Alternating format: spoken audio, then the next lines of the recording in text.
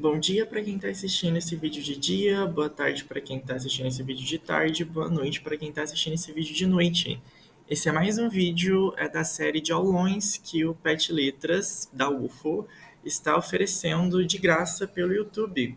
A nossa ideia aqui é gravar uma aula para cada uma das obras que caem no vestibular da UFO. São 7 obras ao total, e essa especificamente é sobre O Verdugo, que é uma obra da Hilda Hilst. Acompanhem o Pet Letras, talvez vocês tenham vindo pelas redes sociais do Pet, mas se não, se inscrevam no canal e sigam a gente no Insta, @petletrasufo, que lá vocês podem ficar sabendo de todos os outros vídeos da série que serão postados.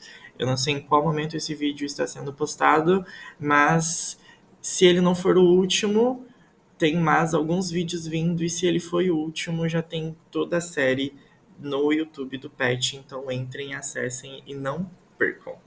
Enfim, O Verdugo ele é uma das minhas obras preferidas de se trabalhar, porque ela abre espaço para muitas discussões e ela é uma obra muito diferente das outras. É, a começar pela autora, né? A Hilda Hilst, ela é uma autora muito famosa, ela é uma autora muito importante, ao mesmo tempo que ela também é uma autora muito polêmica. A primeira publicação dessa obra foi em 2020, mas ela foi escrita em 1969. Então, a primeira coisa que a gente pode perguntar é por que essa obra ela foi publicada tão tarde, se ela foi escrita no século passado. Isso é uma coisa para a gente se pensar. Ela tem uma média de 176 páginas e ela é do gênero dramático, ou seja, teatro. Ela tem diálogos e o que a gente tem são pequenas descrições dos cenários. Guilherme, o que isso significa? A gente tem o texto poético, que ele é separado em versos e geralmente tem rima.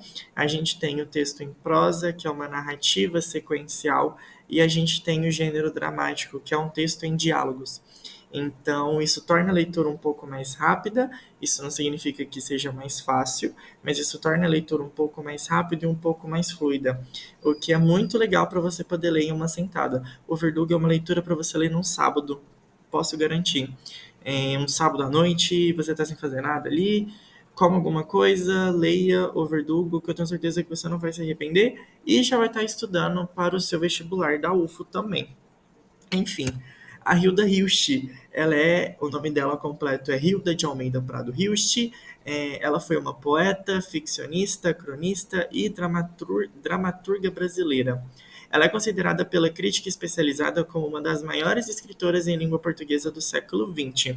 Ela se formou na Faculdade de Direito da Universidade de São Paulo, nasceu no dia 21 de abril de 1930 e morreu no dia 4 de fevereiro de 2004. Agora vamos falar de O Verdugo, especificamente. O Verdugo ele foi escrito durante a ditadura militar, então aqui a gente já tem um ponto de extrema importância. O Verdugo ele foi escrito, como eu falei, em 1969, e ele vai trazer em um primeiro momento essa relação entre autoridade, ética e revolta, né? Porque isso vai ser desencadeado pela recusa do Verdugo, ou também pode ser chamado do Carrasco, de executar a sua próxima vítima. Então aqui fica a pergunta: Guilherme, o que é o Verdugo, que é o título da peça, né? Quem é essa pessoa? É um personagem? É o nome de um personagem? É a sua função? É o seu papel? O Verdugo, ele era uma espécie de profissão e que tinha como a sua função executar as pessoas julgadas pela lei. Executar de morte mesmo. Então, o Verdugo era aquele que matava as pessoas julgadas pela lei. A partir disso, a gente tem o enredo principal, que ele não é contextualizado, enfim, por ser uma peça de teatro, a gente vai conhecendo a peça ao longo dos diálogos. A gente não tem uma apresentação formal do que está acontecendo na peça. A gente tem a descrição do cenário, a gente tem os personagens que também não revelam muita coisa pra gente, a gente já vai falar disso. Então a gente vai descobrindo a história dessa peça ao longo da troca dos personagens. mas de primeiro momento a gente percebe que tem o verdugo, tem a sua esposa, né, que é a mãe da família, tem a filha e tem o filho. E eles estão em uma mesa de jantar, né? Então, esse primeiro momento, esse primeiro ato, a peça do Verdugo ela é dividida em dois atos, isso é muito importante. Esse primeiro ato, ele se passa inteiro nessa cena de jantar, protagonizando essas quatro pessoas, principalmente o Verdugo e a mãe. Por quê, Guilherme? Porque o verdugo ele não quer matar a sua próxima vítima, ele foi tocado por ela em algum sentido, né? Nunca tinha acontecido isso antes, mas por algum motivo esse novo réu, né, essa nova pessoa julgada pela lei, é uma pessoa diferente, é uma pessoa que tocou o verdugo na alma. Ele diz isso em um momento, né? Tocou o verdugo na alma, tocou o verdugo em um lugar onde os seus outros réus não tocam. Então, já cria essa questão do, nossa, o que tem de diferente, né, nesse réu, o que tem de diferente nessa vítima. Mas, enfim, esse primeiro dilema ele é apresentado e a gente tem logo de cara a mãe se colocando contra essa covardia, né, do verdugo. A mãe, ela logo diz que não, ele precisa matar porque essa é a função dele, e isso é o que dá sustento para eles, isso é o que leva comida para a casa deles, né? O trabalho do verdugo, as execuções que o verdugo faz. Mas o verdugo e o filho, eles ficam nesse dilema porque os dois já tiveram o primeiro contato com esse réu. Então o verdugo e o filho, eles ficam nessa posição de ok, ele realmente é diferente, a gente realmente não quer executá-lo, existe alguma coisa acontecendo, ele tem tocado as pessoas, isso é dito também, ele tem tocado os outros cidadãos. A Hilda, ela não diz exatamente onde essa história se passa em questão de localização, tá? E isso também, isso é proposital. Outra coisa proposital é em relação aos personagens, porque quando a gente tem a lista de personagens, a gente tem o verdugo, a gente tem a mãe, a gente tem a filha, a gente tem o filho, a gente tem o noivo, a gente tem o juiz, enfim, os personagens eles são descritos e eles são chamados pelas suas funções sociais. Eles não têm identidade, eles não têm nome. E por que, Guilherme? Por que, que eles não têm nome? São questões para se pensar, né? E aí eu vou criar essa discussão com vocês. Se lembrem que eu acabei de falar que o Verdugo foi escrito durante uma ditadura militar. E a ditadura militar ela foi marcada por muito medo, por muita opressão, né? Por muita retaliação, por muitas vítimas também. Então a gente já tem de cara uma analogia com a ditadura militar brasileira. É claro, a Hilda ela não iria escrever esse livro não, perdão, essa peça de teatro em 1969, em plena ditadura, se não fosse de maneira intencional, né? Se não fosse com esse intuito de analogia. Mas os personagens, seguindo os nomes das suas funções sociais, mostram um pouco dessa vertente da censura, né? Porque a censura durante a ditadura militar brasileira era esse apagamento da identidade individual e pessoal de cada cidadão, essa proibição de se manifestar, seja culturalmente, seja artisticamente e principalmente politicamente. Então a Hilda Hilst, ela brinca com isso, não dando nomes para os seus personagens. Os personagens eles são simplesmente funções sociais, que era isso que o Estado ditador queria das pessoas na época, que eles desempenhassem apenas as suas funções sociais. Eles eram seres retirados, seres cortados, seres tolhidos das suas identidades individuais, e isso inclui as suas manifestações também. Isso é uma interpretação, né, uma vertente de discussão pelo fato dos personagens não terem nomes, né, eles serem chamados de verdugo, filho, mãe, etc. O outro pensamento que se liga também ao fato de que a Hilda ela não especifica exatamente aonde a peça de teatro se passa. A gente sabe que é uma vilazinha, mas a gente não sabe onde é essa vilazinha e nem o nome dela. Isso se liga ao fato de que a Hilda cria esse cenário genérico eu digo de popular, né? De que alcança várias pessoas e vários ambientes ao mesmo tempo. Por exemplo, mãe, filho e filha, existem várias famílias. aquela descrição daquela cidade que é muito vaga, a gente só vai ter um pouco no segundo ato, pode ser sobre qualquer cidade, qualquer vilazinha. Então a Hilda Hilst faz isso como uma forma de dizer, olha, isso que está acontecendo nessa história aqui, nessa peça de teatro, pode acontecer com a sua família, pode acontecer em outras cidades, pode acontecer em qualquer cenário.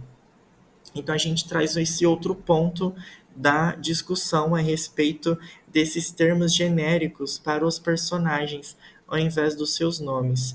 E isso já traz um outro ponto, um ponto um pouquinho maior, porque é um pouco claro, né, um pouco mais claro que o livro ele é uma analogia à ditadura militar brasileira. No entanto, a partir do momento que a Hilda cria esse espaço genérico, tanto de personagens, tanto de ambientação, ela dá a entender que essa peça de teatro pode ser uma analogia a qualquer governo que seja ditador, a qualquer governo que seja autoritário, né? A história nos mostra que diversos países, diversas nações passaram por governos autoritários e ditadores. E os acontecimentos desses governos eles são muito parecidos, que é a censura, é a morte, é a retaliação, é o medo, é esse controle de massas. A Hilda, com essa peça, ela trabalha muito o controle de massas, porque o Verdugo, ele não quer matar.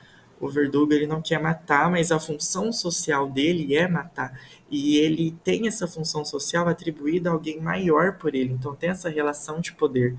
E as ameaças para a família do Verdugo, caso ele não mate, né, o seu réu, dá essa sensação de que ele é controlado. Ele é controlado por forças maiores, ele é controlado por alguém que tem um poder acima do dele. E isso se relaciona com o controle de massas, que é uma característica muito clássica dos governos ditatoriais e autoritários que a gente tem. Enfim, aqui é só as informações que eu acabei de falar em relação à mãe, né? Que a mãe e a filha, elas se permanecem firmes à ideia da execução do homem. E aqui eu trago também o fato de que a peça ela é dividida em apenas 2 atos. O primeiro ato ele se passa inteiro na cena de jantar, ok? Que começa com o Verdugo, a mãe, o filho e a filha, mas ao longo desse primeiro ato outros personagens vão aparecendo. E o segundo ato é a execução do réu em praça pública, onde a gente já tem todos os cidadãos reunidos. E preciso dizer, reiterar, que esses cidadãos, assim como o Verdugo e o filho do Verdugo, estão tocados pelas palavras desse réu, né? E aí isso traz para uma nova discussão que tem de diferente nesse réu, né? Aqui eu também, nesse slide, eu também estou falando sobre essa questão da perda de identidade, tá? É, eu trago uma outra informação de que a peça faz parte do movimento literário pós-modernista, né? Mas aí, como eu disse, a história ela não expressa um momento histórico específico, o que vai reforçar essa ideia de que os acontecimentos em exibição, eles podem acontecer em qualquer sociedade que seja regida pelo autoritarismo, que foi o que eu acabei de mencionar, ok? Uma coisa importante, agora vamos falar sobre o réu. O que tem de diferente nesse réu, né? Porque o Verdugo, ele é uma pessoa experiente e isso deixa claro na peça, ele é uma pessoa que já trabalhou com isso muitas vezes. O que tem de diferente? A peça ela vai fazer uma analogia o tempo todo a Messias, pessoas nessa posição de Messias. Guilherme, o que é um Messias? É esse Salvador bíblico mesmo, como Jesus Cristo foi. O tempo todo, esse réu, ele fala sobre amor, ele fala sobre conhecimento e ele fala sobre esperança. E esses 3 pontos são pontos contrários aos pontos que o autoritarismo prega. porque qualquer governo autoritário precisa ser regido pelo medo, pelo controle de massas e pela retaliação. Então a gente tem essa antítese desse réu que fala sobre conhecimento, que fala sobre liberdade, isso é uma coisa muito importante, que fala sobre amor e que fala sobre esperança dentro de uma sociedade que prega o autoritarismo, uma sociedade que prega o medo, que prega o controle de massas, que prega a censura, né? Mostrada por essa perda de identidade dos personagens, como eu já mencionei. Mas a peça em nenhum momento diz, olha, esse é Jesus Cristo. Mas existe esse pensamento, né? Existe essa analogia, principalmente para as pessoas que conhecem a Bíblia e a história de Jesus. Mas é claro, e aqui entra o ponto de que a Hilda era uma pessoa polêmica, né? A Hilda ela fazia críticas sociais muito fortes. E isso se esbarra nessa questão desse réu parecer com Jesus Cristo também. Porque pensem comigo, vamos acompanhar a minha linha de raciocínio aqui. O verdugo, ele é essa pessoa que executa, né? Ele é esse carrasco, ele executa as pessoas condenadas pela lei. E essa execução ela se tornou muito forte durante a Inquisição, que aconteceu na Idade Média. E a Inquisição, o governo político que governava na Inquisição era o governo da Igreja Católica, tá? A Igreja Católica, esse órgão no âmbito político. Então, a Igreja Católica ela era muito forte na política e ela tinha o seu verdugo. A Igreja Católica, ela matava quem considerava pagão. Ela matava quem ia contra aos ideais de Deus repassados por Jesus Cristo. Então, a Igreja Católica, ela tinha o seu verdugo para executar aqueles que eram condenados. E não preciso nem dizer que as minorias elas foram muito mortas nessa época, principalmente mulheres, né? A gente tem aí os eventos da queima às bruxas, tudo isso foi promovido pela Inquisição. E quem queimava essas bruxas eram o verdugo. E aí pensem comigo, o verdugo, que é essa figura que foi tão marcada durante o período do governo católico, ele estaria nessa peça matando Jesus Cristo, ou matando o novo Jesus Cristo, que é isso que essa peça dá a entender, o quanto o fanatismo religioso também serve como um controle de massas. Isso é uma coisa legal, né? O quanto a Igreja Católica, enquanto governo político, tem as suas contradições, né? Também é um governo ditador, também é um governo autoritário, também é um governo que se rege, que se mantém por meio do controle de massas, por meio da censura, né? Por meio da morte, por meio da execução. Então fica essa questão. Com a obra apresentada, enfim, a obra ela gira em torno disso, gira em torno dessa discussão sobre liberdade, sobre autoritarismo, esse impasse do verdugo. Ah, Guilherme, o verdugo vai matar o réu no final? Não direi. Não direi, vocês vão descobrir, eu tenho certeza que vocês vão ler no sábado à noite, como eu falei, então eu não vou dizer não. Mas aqui fica a pergunta: qual o preço da liberdade? Isso é muito interessante.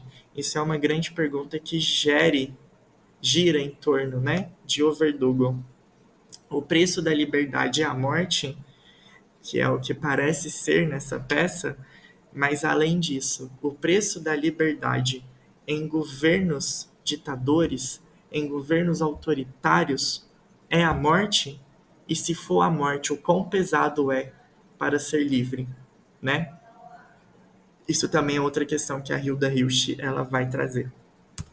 Esse é o QR Code da obra, então aqui estou deixando 3 segundinhos para quem quer pausar o vídeo nesse momento, pegar a obra em PDF para poder ler, aprender como é a estrutura de um teatro, né? Ver os diálogos, ver como funciona, é muito interessante. E aqui eu trouxe possíveis discussões.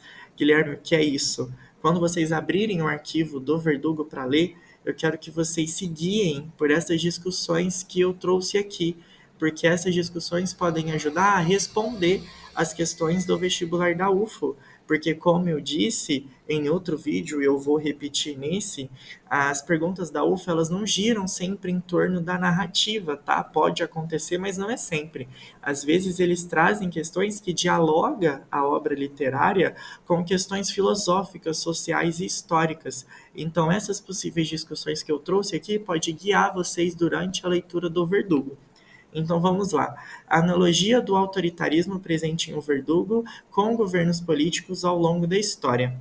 Ditadura militar no Brasil, nazismo e fascismo na Alemanha e Itália, entre outros. Essa questão da relação com os governos, né, ditadores. As relações de poder dentro de um sistema governamental capitalista. Mais uma vez, a coisa do eu sou seu chefe, eu te dou ordens. Não importa se essas ordens elas passam por cima da sua ética. Você tem uma ordem, eu estou acima de você porque eu tenho mais poder, então você tem que me obedecer. O controle das grandes massas por meio da censura, o medo e medidas punitivas, que foi coisas que eu tratei aqui também ao longo do vídeo. A falta de identidade e características específicas dos personagens e como a adoção de personalidades genéricas e sem nome representam o apagamento da particularidade humana dentro de um sistema ditatorial. E isso também é o que a gente comentou ao longo do vídeo. Essa é uma das minhas questões preferidas, essa é uma das minhas interpretações preferidas sobre a peça. Então eu trouxe aqui também. E também a questão religiosa, o quanto a associação do réu com Jesus Cristo se relaciona com o histórico teísta do controle de massas por meio do fanatismo religioso, que é o que eu disse. A Igreja Católica, enquanto governo político, ela tinha Deus, a figura de Deus, como um artifício para controlar as massas por meio do fanatismo religioso. E isso é uma questão que o Verdugo vai trabalhar também. Então fica aqui mais esse possível roteiro de reflexão. E aí eu trouxe uma questão retirada do próprio vestibular da UFO sobre o Verdugo. Ela é sobre a segunda fase, então é uma questão discursiva, tá? Eu não vou trazer a resposta certa aqui. Eu vou trazer a questão para vocês poderem responder em casa e poderem refletir enquanto leiam a obra no sábado. Não se esqueçam de ler. Aqui a gente tem um diálogo da peça no qual o filho diz: a mãe faz o serviço do pai, vai matar o homem? E a mulher: matar o homem. Que jeito de falar. Eu quero que as excelências saibam que eu posso cumprir a lei.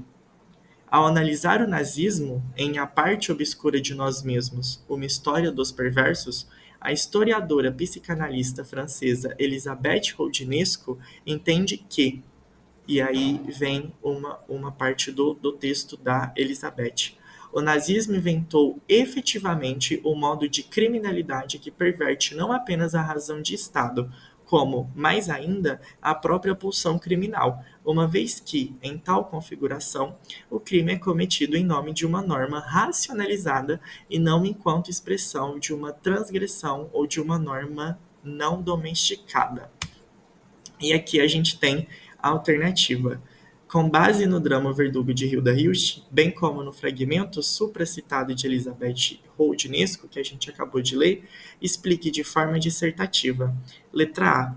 Como a análise da institucionalização da ideologia nazista acima, feita por Elizabeth Roudinesco, conecte-se ao argumento do drama O Verdugo de Hilda Hilst, que é o que a gente acabou de comentar no vídeo. B. Qual é o conflito dramático em O Verdugo? Após apresentá-lo, discorra acerca da relação entre dinheiro, barbárie e pertencimento social, retomando as ações dos personagens da mulher e da filha do Verdugo. Dinheiro aqui a gente pode entender como poder, que é uma coisa que a gente já discutiu ao longo do vídeo também, e a barbárie a gente pode entender como essas medidas punitivas, essas medidas agressoras, tá? Como a morte mesmo, que também a gente já discutiu no vídeo. Enfim, façam a questão, pausem o vídeo, voltem caso for necessário, mas saibam que é importante ler para esse vídeo fazer um sentido completo, tá? Sem a leitura fica meio difícil de entender as coisas que eu estou dizendo aqui. Eu espero que tenham gostado do vídeo. Não se esqueça de seguir o Pet Letras nas redes sociais, no nosso YouTube, que é por onde você está assistindo esse vídeo. Então, se você não veio para cá conhecendo o Pet, siga o Pet. A gente tem vários conteúdos legais que ajudam no vestibular e no Enem também, tudo bem? Nós faremos uma série para as redes sociais, enfim, iremos fazer campanhas para o Enem também. Isso é muito importante. Siga o Insta do Pet, Pet Letras UFO, nos acompanhem. Eu espero que vocês tenham gostado do vídeo. Comentem o que vocês acharam, se querem algum outro vídeo, se querem alguma nova série de vídeos, enfim, estamos abertos. Muito obrigado.